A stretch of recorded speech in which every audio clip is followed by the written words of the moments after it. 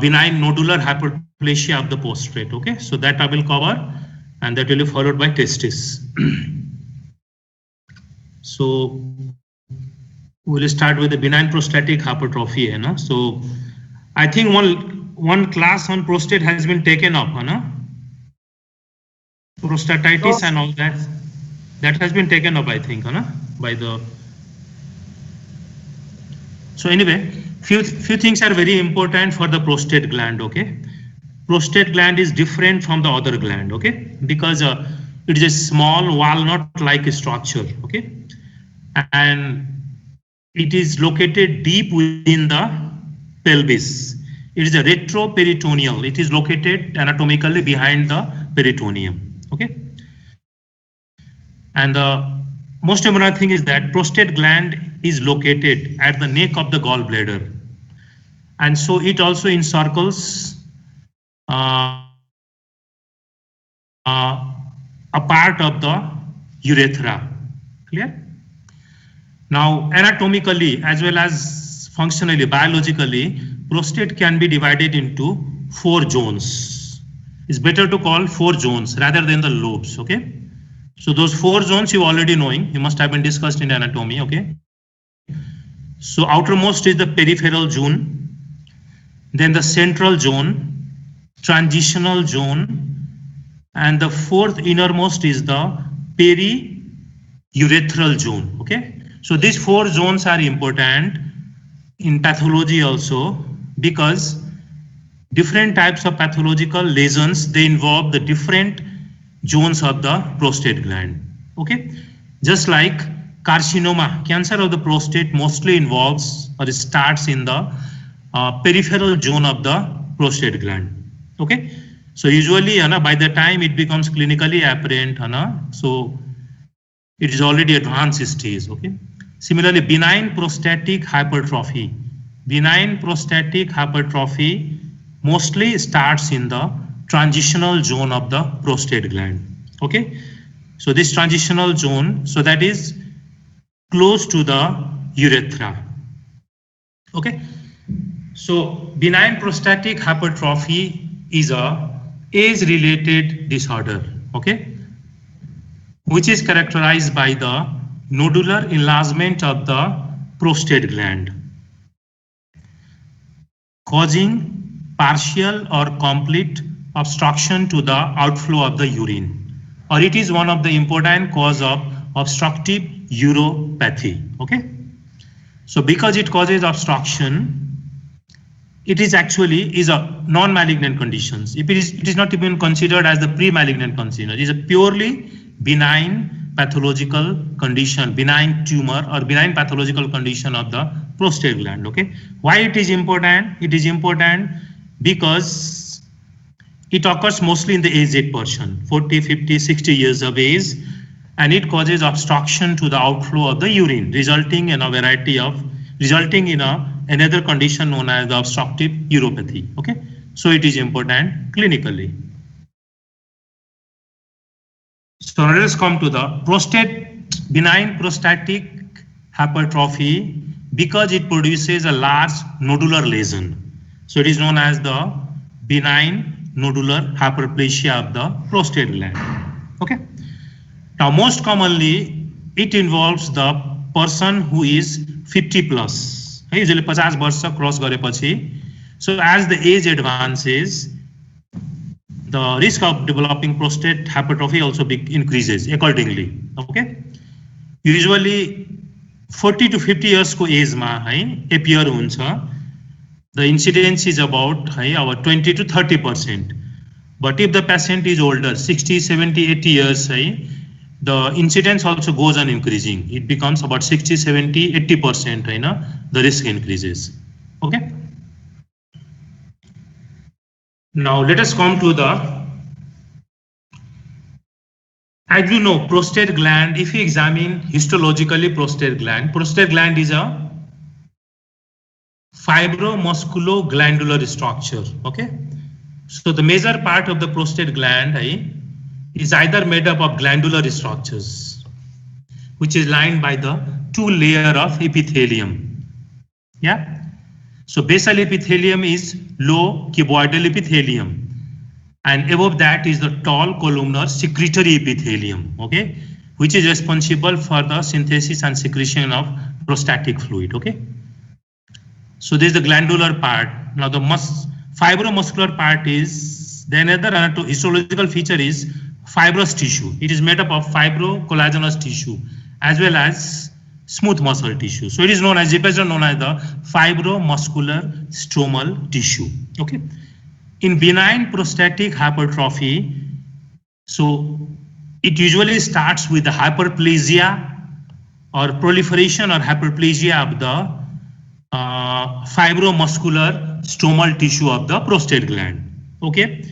Only later on the epithelial cells usually proliferate, but theoretically benign prostatic hypertrophy always starts with the proliferation of the fibromuscular stromal cells, which is present or which forms the major bulk of the prostate gland, okay.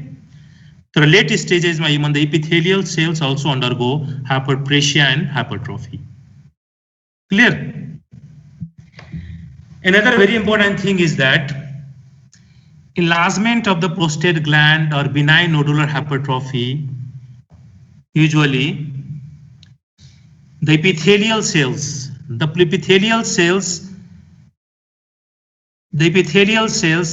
they undergo apoptotic changes. There is some hormone, as the age advances, there is hormonal changes, okay, in the male also.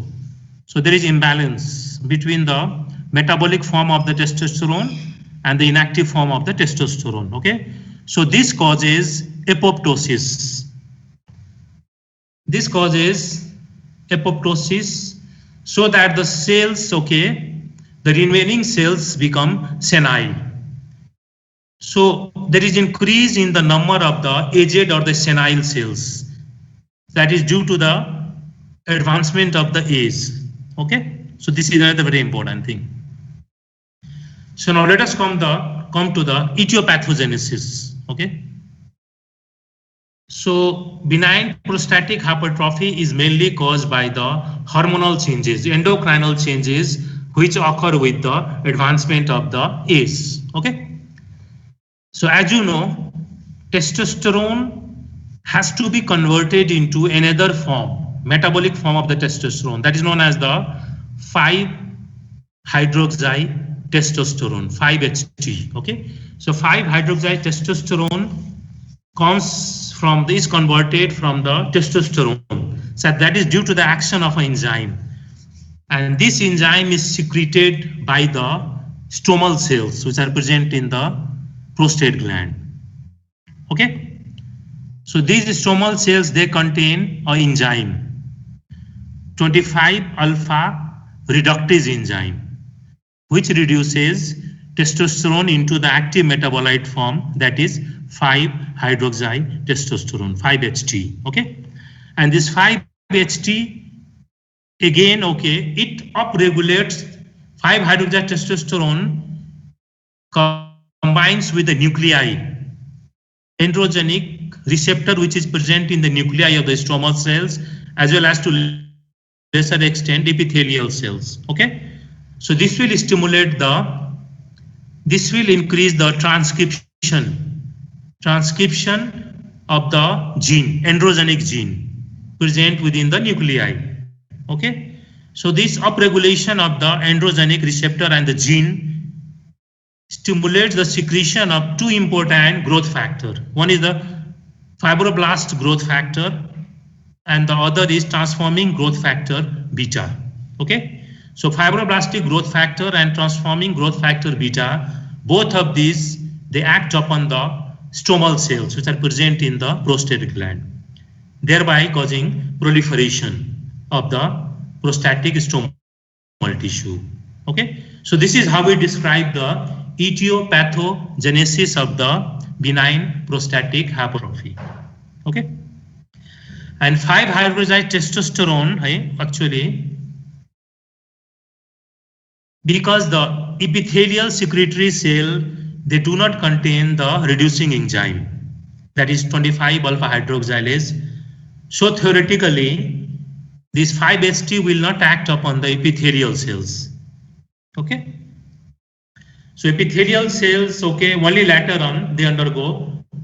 So epithelial cell increase in the number is due to the apoptotic changes, and the more collection or accumulation of the senile senescent or senile epithelial cells that adds up to the bulk of the prostatic tissue mass. So it is clear, boy. This is all about the etiopathogenesis of the benign prostatic hypertrophy. So is it clear? Hello, are you hearing me? Yes, sir. Sorry, etiopathogenesis एक बार repeat कर दीजिए. Yes. Can you repeat etiopathogenesis, sir? It is mainly hormonal, okay? So prostate gland is responsive to the testosterone and its metabolite. Testosterone, these stromal cells of the prostate gland, they contain an enzyme, okay? 25 alpha reductase enzyme, okay?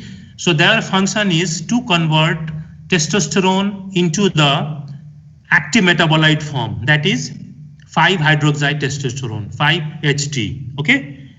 And this 5-hydroxy testosterone will go and combine with the androgenic receptors, which are present within the nucleus. Okay? So this androgenic receptor and the 5-hydroxy testosterone reaction, okay, receptor action is very prolonged. Okay? So this, the next step will be, this causes upregulation of the gene, androgenic gene. So more signals are transcribed, okay, to the cytoplasm. So there is release of two substances, proliferative substances. One is the fibroblast proliferative factor, and the other is the transforming growth factor beta. Okay, so both these factors, again, they are the paracrine hormone type of chemical substance. So they will act upon they will cause hypertrophy and hyperplastic proliferation of the stromal cells. Okay, is it clear? Clear, sir. So this is all. This is all you will find in the book. Okay, so nothing more is known rather than this. Epithelial cell kina proliferation hudena bhane epithelial cells, they do not have the enzyme 25 alpha reductase enzyme. Okay, so theoretically usually they don't undergo proliferation. Epithelial cells, aged epithelial cells, due to certain defect in the apoptosis, okay, they cannot be lost or shed by apoptosis, so there will be more accumulation of the aged and the senile senescent epithelial cells. Okay, so that will also increase the bulk or the mass of the prostatic tissue. Okay, so now let us come to, if you examine the prostate gland which has undergone nodular hyperplasia, the weight of the prostate gland is increased. First, most important, a normal adult prostate gland weighs about 20, the weight of the prostate gland will be 40 grams, 60 grams, sometimes even 90 grams. Okay, that is the most important thing, weight of the prostate gland. Okay, now these hypertrophic changes are more marked in the transitional zone and in the periurethral prostatic zone.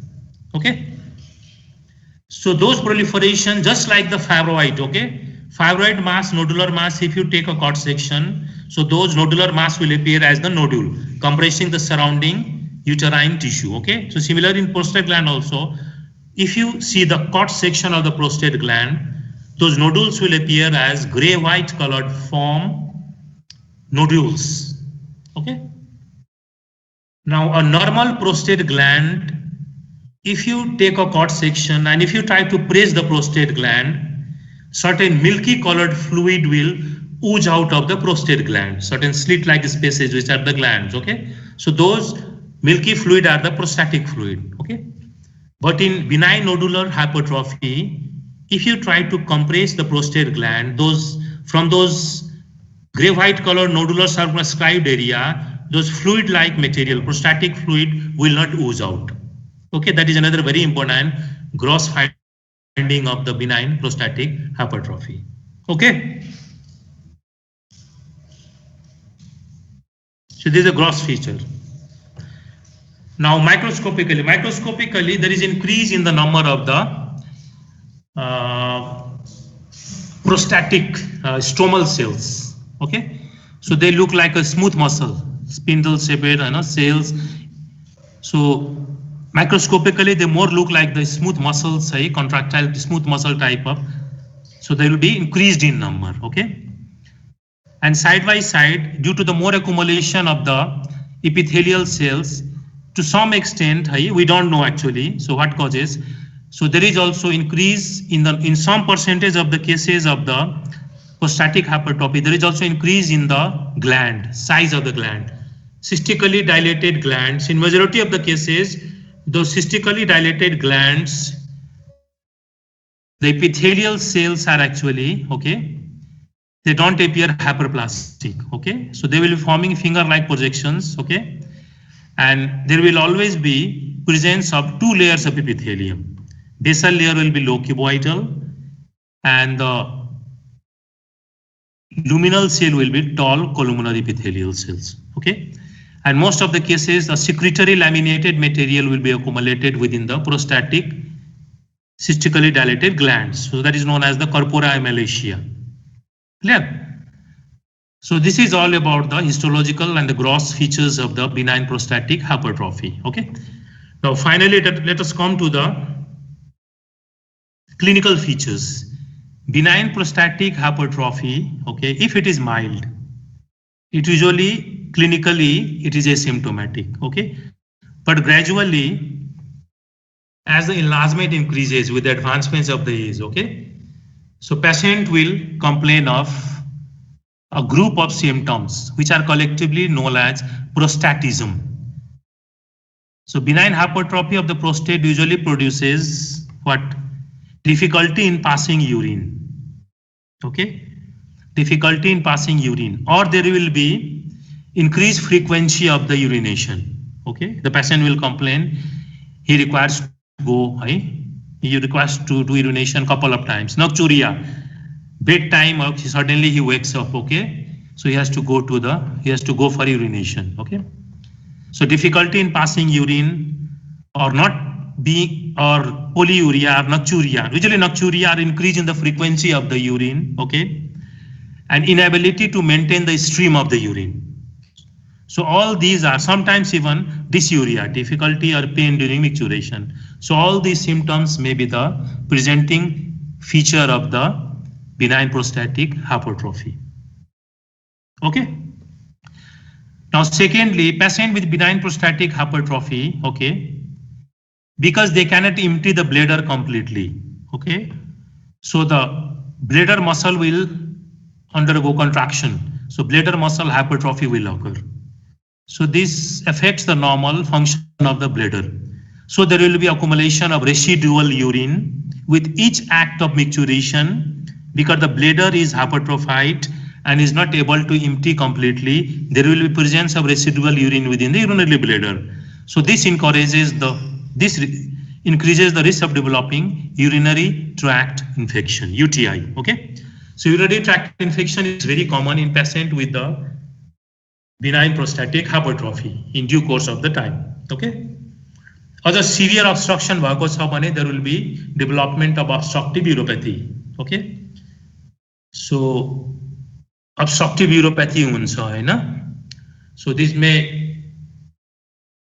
may affect the ureter, ascending infection हुन्छ, पछि गएर pyelonephritis हुने डर हुन्छ है सबै. So these are all the clinical features of the manifestation of the benign prostatic hypertrophy. Okay, so in early stages the treatment given is the alpha blocker drugs are given. Okay, so these drugs, they block the alpha-1 adrenergic receptors. Okay, so to some extent they may alleviate the early symptoms of benign prostatic hypertrophy. Okay, The late stage my these days surgery is done, okay, very simple laser type of surgery is done, so the patient can be benefited from the surgical interference. So okay, so this is all, this is the yesterday lecture, so I've tried to finish and make it understand. So if anything is not clear, please ask.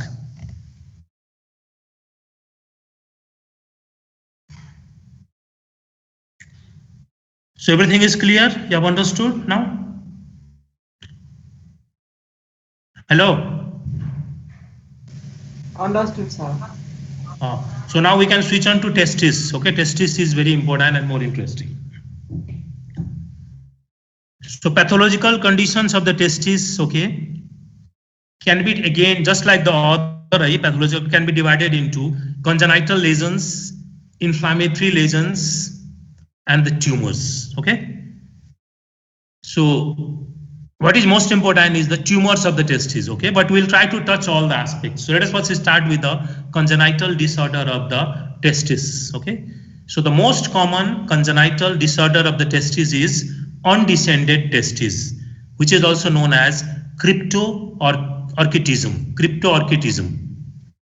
okay. So normally testis develops in the metanephros, in the abdomen, okay. So if you try to recollect the development of the testis during development, okay. So from those primordial origin, when the testes have formed, okay, testis descends, after the testis has been formed completely, testis descends downwards. So there are two stages. One is the abdominal descent, and the other is inguino-scrotal descent. Clear? So abdominal descent is metanephros मा जहाँ form हुन्छ testis हैन पहिले. So testis form भइसकेपछि usually कति हो अब त्यो 2 month हो सायद हैन, अब 2 month मा is gestation period मा testis form भइसक्छ. So it has to descend downwards in the abdomen, down into the pelvis. So this is known as the abdominal descent of the testis, okay. So this abdominal descent of the testis is regulated or controlled by a protein, Mullerian innervating protein or Mullerian innervating substance भन्छ त्यसलाई, okay. So Mullerian innervating substance actually is responsible for the differentiation of the genital tract and the urinary tract, okay.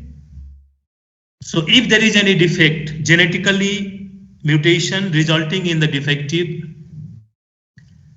so normally in normal development, Mullerian inhibiting substance is responsible for the abdominal descent of the testes down into the pelvic cavity, lower pelvic cavity or the pelvic brim, okay.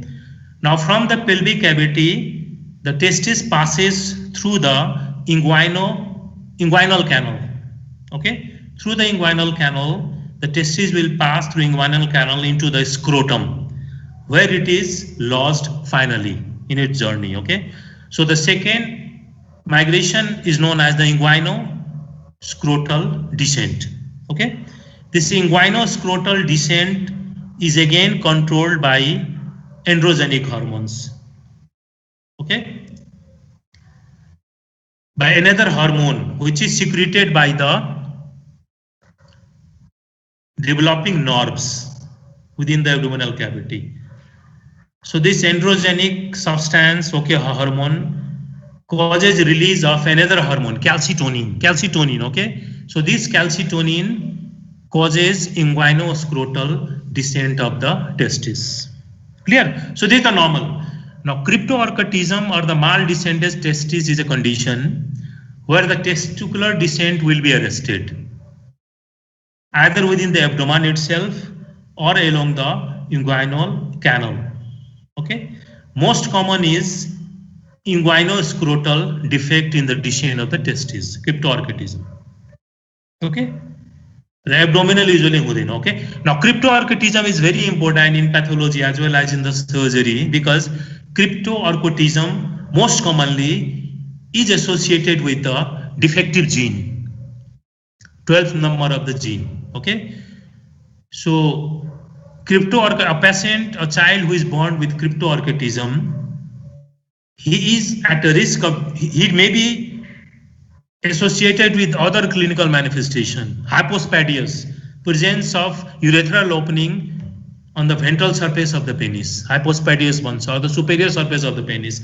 So that is known as hypospadias, okay? Or defective in the sperm quality, okay? Defective sperm. So this is known as the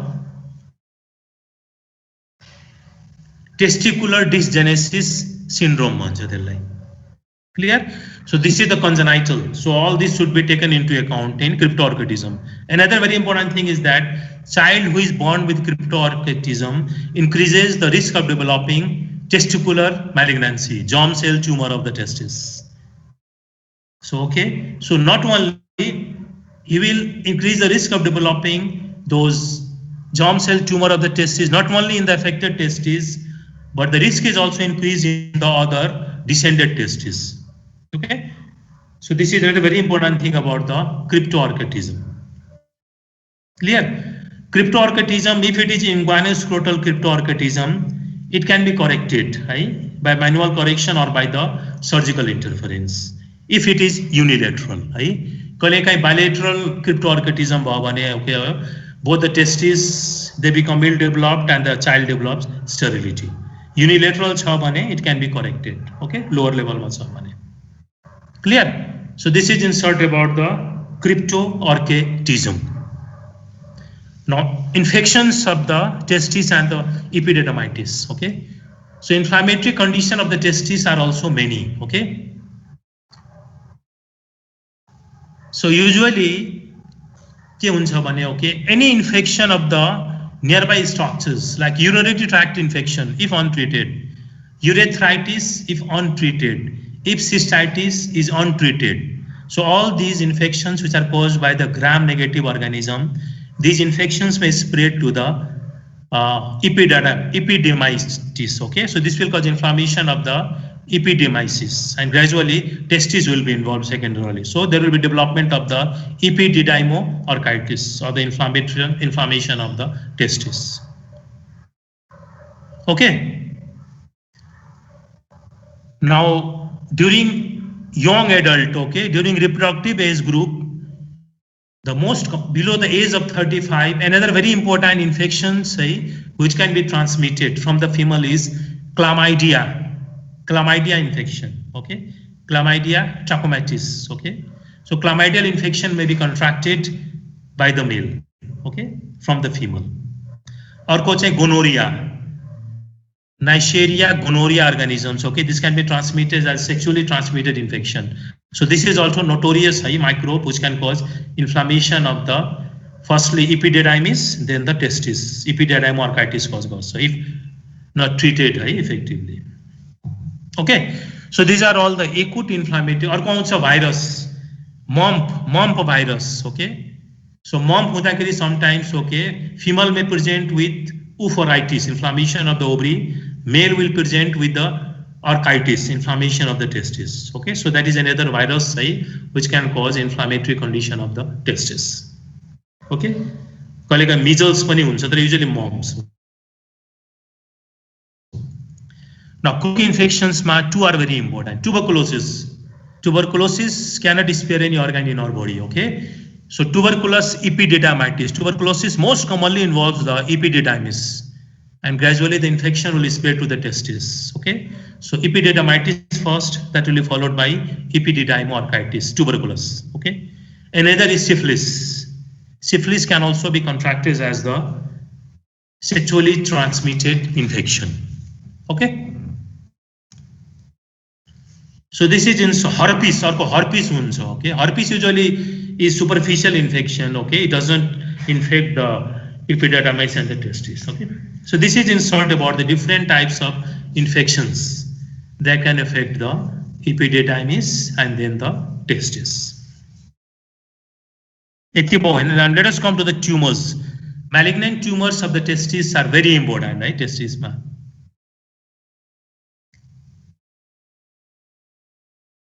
Testicular tumors, high majority, 90% of the testicular tumors are malignant tumors, and they are present since birth.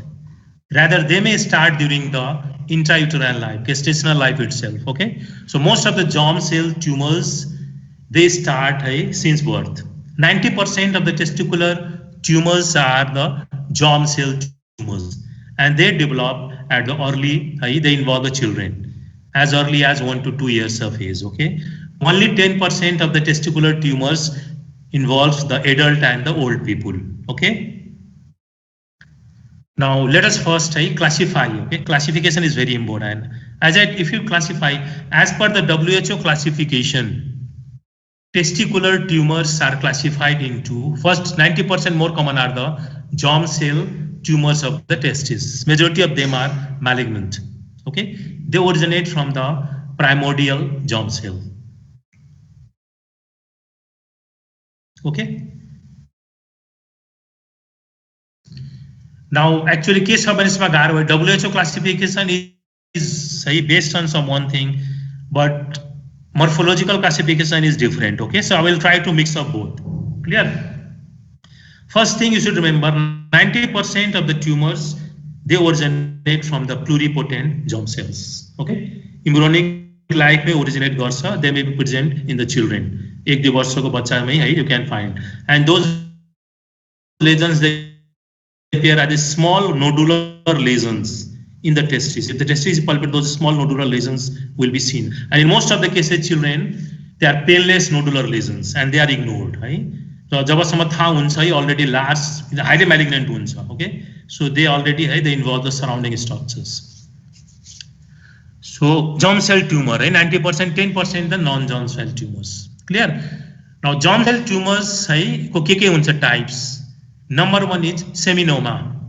50% of the testicular tumors are seminoma. Okay, seminoma boy. Okay, seminoma is classical type of seminoma. Other is the spermocytic type of seminoma.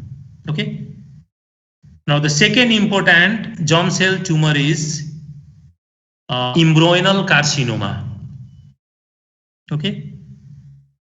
Third common type of germ cell tumor is endodermal sinus tumor or yolk sac tumor or endodermal sinus tumor. Another important germ cell tumor is choriocarcinoma. Another important germ cell tumor is teratoma. As you know, teratoma can be mature, intermediate, and the immature or the malignant. In testis, most of the teratomas are immature teratomas, malignant teratomas. So unlike ovary macha mature teratoma huncha. Okay, yes, time soil.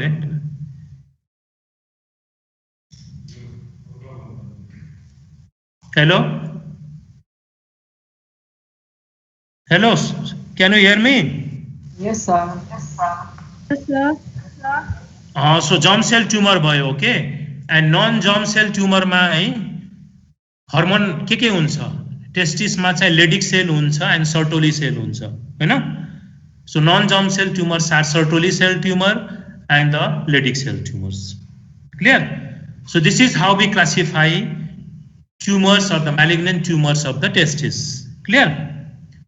Now let us come to the etiopathogenesis. So etiopathogenesis is kind of okay. Etiopathogenesis, just like the other risk factors for the malignancy, the first is the environmental factor. Okay, environmental factor ma okay. There are certain geographical regions of the world.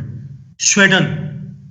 In Sweden, the risk of Swedish people are more at 2 times more at a risk of developing testicular carcinoma than the Finnish people. Okay, so this is a geographical predisposition, and it has been observed that people who have migrated from Finland to Sweden, they increase the risk 2 times, 3 times. They increase the risk of developing testicular tumor. So that is one of the environmental risk factor that may be there. Okay. Second, about genetic. Genetic factors are very important. It has been seen that majority of these germ cell tumors, okay, so occurring in the young age, they start within the uterine or gestational period itself. So that is caused by some defect or the development of the mutation of the gene, which involves the 12 number of the gene. Okay, so there is a very important syndrome, testicular dysgenesis syndrome. Okay, TDS. Testicular dysgenesis syndrome is a congenital disorder, a chromosomal disorder, which increases the risk of developing testicular malignancy, germ cell tumor, as well as it also causes hypospadias, abnormal location of the urethral opening, as well as it causes defective sperm formation, or defective sperm. Clear? So all these may be associated or maybe genetic factor for testicular. Or cryptorchidism, as I told, as we have discussed, cryptorchidism, unilateral cryptorchidism not only increases the risk of developing testicular carcinoma in the affected testes, but side by side the other testes also, normal zone descent garecha, त्यो testes मा पनि एकदम risk बढ्छ. So the suspicion points toward the gene, defective gene or the oncogene. Okay. So this is in short. अर्को importance chemical है, एउटा historical आज मैले किताबमा दिएको छैन.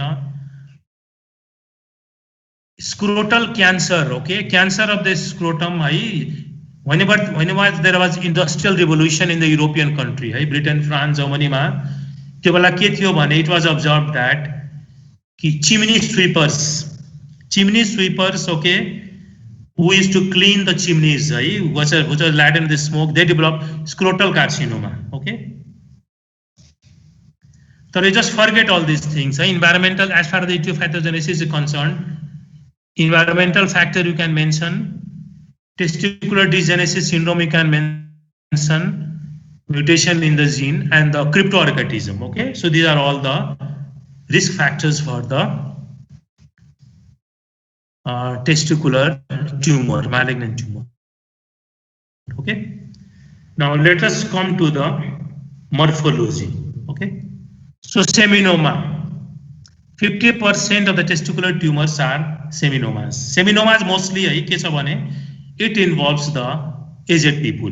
Children or aged people involved, aged and the old people. Okay. By looking at it causes, it makes testicular testis ko size increased 3 times, 4 times, 5 times. Seminoma is the tumor of the testis, which causes massive enlargement of the testis. Clear? So this is the most important gross or naked eye morphological feature of the seminoma. Germ cell tumor, they always occur as the small nodular lesions, painless lesions. Okay, they don't cause generalized or diffuse enlargement of the whole of the testis. Clear? So seminoma causes usually involves the adult and the old people. It causes massive enlargement of the testes. So it may be confused with the hydrocele. Okay. So usually seminoma, the female counterpart of seminoma is dysgerminoma. Dysgerminoma is another germ cell tumor of the ovary. Okay. So seminoma male ma bhayo, dysgerminoma chai female ma bhayo. Okay. So both these tumors are morphologically same.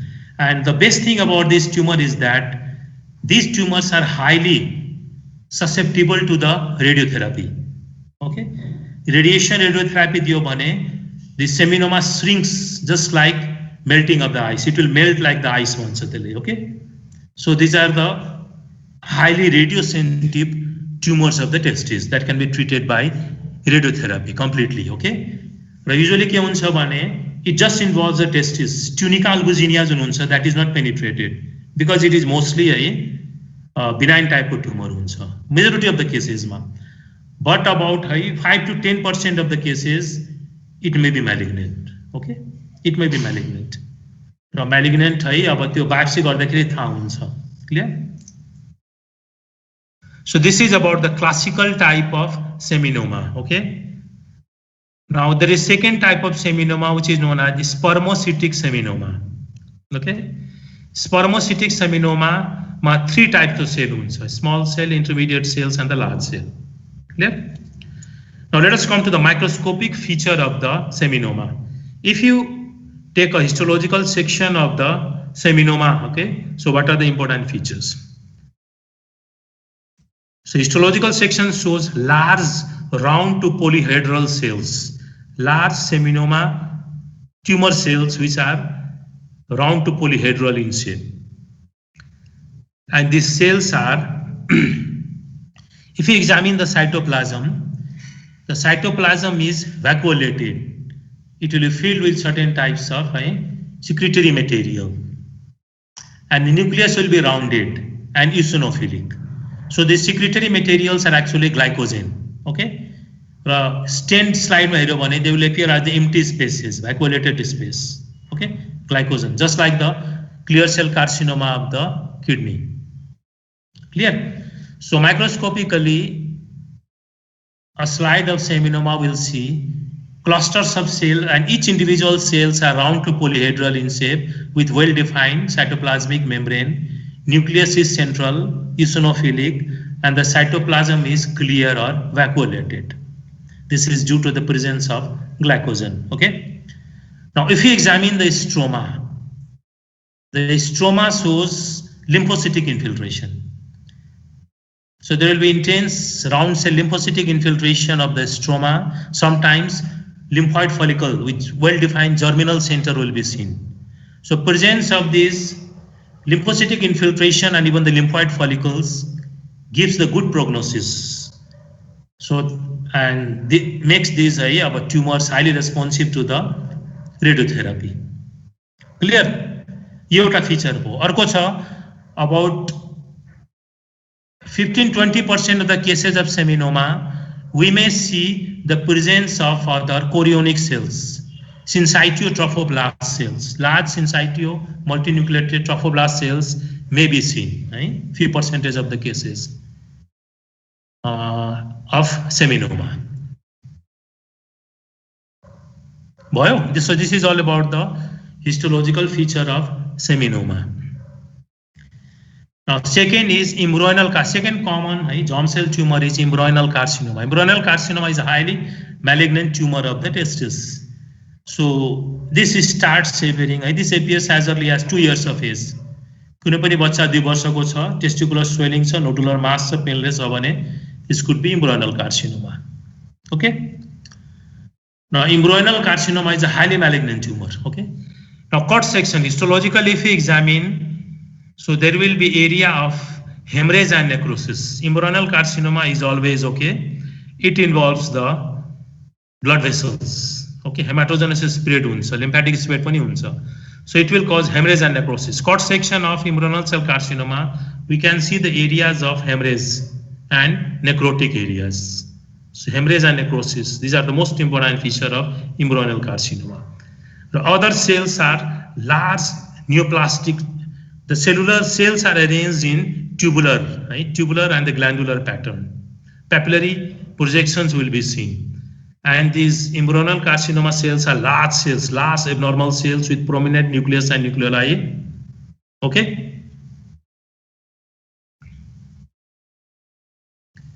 त्यसपछि अर्को आउँछ yolk sac tumor. Third is a yolk sac tumor. Yolk sac tumor is also known as endodermal sinus tumor. So yolk sac tumor, if you see the cut section of the testis, so it is yellow colored, gray to yellow colored huncha. So that color itself also gives you the suspicion of yolk sac tumor. Yolk sac tumor is peculiar. If you section liyo bhane, there are rounded sinus reticular like areas, okay? And the cells, tumor cells, they contain hormone. Kun hormone huncha? Which hormone is secreted by the yolk sac tumor? Alpha fetoprotein, right? Alpha fetoprotein is contained within the cells of the yolk sac tumor. Okay. So yolk sac tumor भयो भने, okay, blood मा पनि हेर्यो भने alpha fetoprotein को level बढेको हुन्छ hormonal. As well as stain, immunostain गरेर we can demonstrate the presence of alpha fetoprotein. Okay. त्यसपछि कोरियोकार्सिनोमा. कोरियोकार्सिनोमा टेस्टिस र ओभरी को सेम हुन्छ. कोरियोकार्सिनोमा less common हुन्छ usually. Choriocarcinoma, okay, is more common in the placenta, okay, gestational trophoblastic tumor. The choriocarcinoma, as you know, we'll find two types of cell.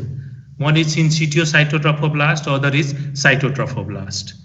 Syncytotrophoblast, okay, they are the large abnormal bizarre cells. The choriocarcinoma, because it is a malignant, highly malignant tumor, so testis ma pani huncha, ovary ma pani trophoblastic, as a trophoblastic tumor pani huncha. Okay. So this is in short. I have just tried to, because I had to cover both the lectures in one lecture. So I have just tried to give you the important thing, most important thing, which you should be thorough with. Okay. So parne, bujhne. So don't go into the detail. Try to understand the basic things. Basic kuraharu bujhyo bhane chai baki sab त्यसै पनि clear भइहाल्छ. Okay. As well as they spread through the hematogenous route. Okay. So lymphatic route बाट spread गर्यो भने, so first they will involve the para-aortic lymph nodes. Okay. So para-aortic lymph node बाट फेरि mediastinal lymph node मा जान्छ.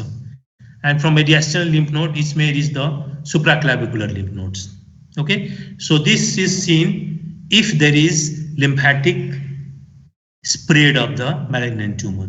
Hematogenous just the embryonal carcinoma, choriocarcinoma, okay. So as well as the other germ cell tumor and the malignant seminoma, they can also spread through the hematogenous route. The hematogenous route le gao bhane metastasis may be produced in the liver. Okay, liver ma huncha, bone ma jancha, okay, lung ma jancha. So these are the examples of metastasis if the spread is through the hematogenous route.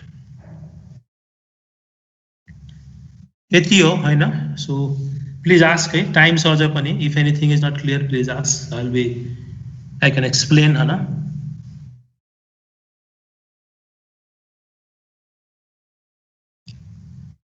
So यति बुझ्यो? Could you understand all whatever I have discussed? Hello? Hello, sir.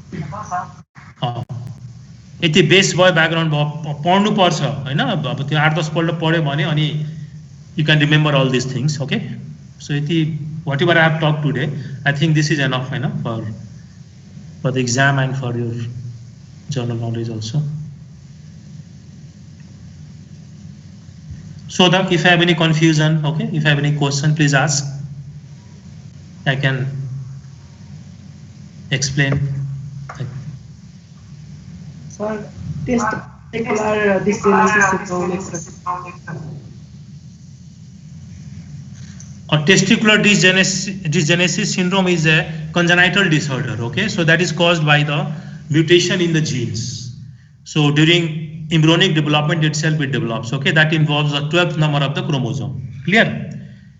Now this is important because presence of this syndrome, dysgenesis of the testis, it increases the risk of developing germ cell tumor, okay, or the cancer of the testis. Okay. Another important thing is that testicular dysgenesis syndrome may also be associated with other abnormality, abnormal opening or location of the urethral opening. Hypospadias huncha हैन. So ventral surface of the penis ma चाहिँ urethral opening huncha. That is known as hypospadias. So that may be second association of testicular dysgenesis syndrome. Okay. Third ma चाहिँ quality of the sperm. Okay. Quality of the sperms, most of the sperm be motile huncha and quality wise those sperms are very poor quality sperm. Okay. So all these features are very important as a risk factor for the testicular malignancy, especially germ cell tumor of the testis. Okay, boy, clear? Yes, sir. पढ्ने actually 3-4 पल्ट पढ्यो भने है repeatedly ध्यानले हैन एकदम interest लिएर ध्यानले यु क्यान remember. गाह्रो छ है, प्याथोलोजीमा चाहिँ गाह्रो छ, सबै चिजको कम्बिनेसन हुन्छ. So seriously, honestly, पढेन भने it will be difficult to remember the things. So don't go into the detail. कम से कम basic जति चाहिन्छ मैले I have already. Now you read yourself. Okay, try to understand and remember the thing for the exam.